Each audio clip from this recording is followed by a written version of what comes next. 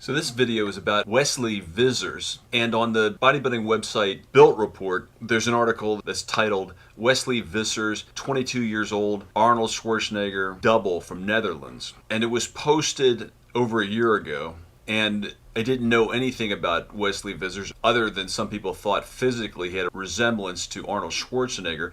But I kept seeing over and over again in the stats on Google Analytics that page would come up a lot as a page that people were viewing. And a lot of times that's set up just randomly. You could make a page on a pet rock or something, and all of a sudden that would be the #1 page just because the search engine positions it in such a way that it gets a lot of views. So when I would see on Google Analytics evidence of somebody viewing the Wesley Vissers page, I couldn't even tell you who that was. A year ago, the page was made, and it was just a name. I didn't know who it was, didn't really even care. But in retrospect, actually viewing or imagery on Wesley Vissers, he kind of stands out. Arnold Schwarzenegger stood out because he was over 6 feet tall, but had complete fullness, three-dimensionality to the muscles, to the chest, to the biceps, to the calves, full quadricep muscles, even though they weren't overblown. And Wesley Vissers, if you look at photos of him, is very much in that category. The listing as far as body weight that is on Built Report, and this could be outdated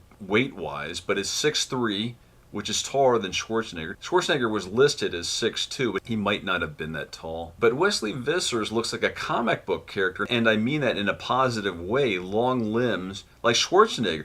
This guy, if he freaked out his bicep a little more so he had more of a peak, even if he didn't, he could still do roles in movies as an action hero. You know, a lot about bodybuilding is just taking drugs and piling on a lot of muscle on a bad bone structure and a bad muscle structure. But this guy, Wesley Vissers, actually has a good structure to build upon and is already there as far as, I mean, you don't have to get any bigger than that. Look at the accompanying photos. I mean, bodybuilding should be, especially with the new advances in science that people can't even predict. I mean, you'll be able to change your bone structure so you won't have to resign yourself to the fact that you're, X height, whatever that may be, and you have narrow shoulders or wide hips or whatever, and then build upon that and then try to make yourself feel good. You can actually say, no, I don't want that. I want wider shoulders. I want to be 6'3". I want to be such and such. And this guy's like the prototype as far as inspiration. 6'3". They even say he's 216 in body weight. But I mean, how many people they claim to be 6'2" or something like that